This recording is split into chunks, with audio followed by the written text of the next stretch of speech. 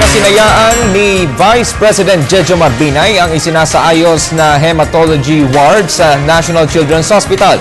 Kasabay nito ang pagtitiyak ni Binay ng suporta sa mga kabataang may sakit na tulad ng kanser. Ang detalye sa ulat ni Noel Perfecto.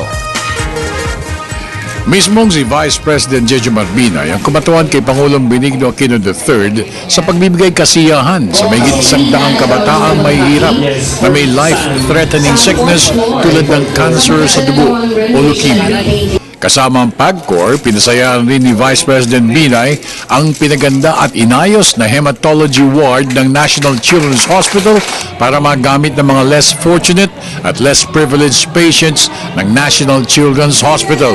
Ang National Children's Hospital ay napiling recipient ng PAGCOR sa ikalimang araw ng Bayanihang Pamaskong Handog ng PAGCOR 2012. Salamat po sa Pangulo. Kay Vice President Webinar. Tsaka sa PAGCOR po. Nagpapasalamat po ako sa biyaya ni Kwan. Ako po ay taga Isabela. Oo, Ibanag nga.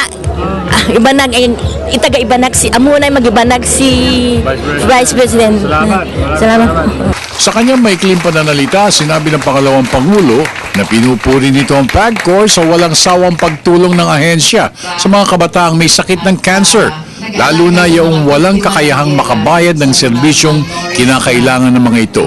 Ayon kay Binay, proper medication at maganda at malinis na kapaligiran ang mahalaga para makapagsalba ng mas maraming pasyenteng may hirap para agad na gumaling ang mga ito. Gawain ho ng PAGCOR.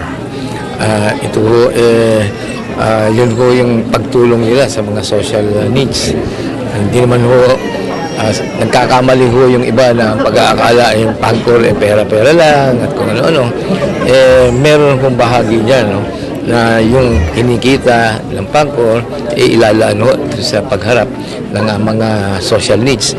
Halimbawa nga sa kalusugan at ngayon nakatutuwa.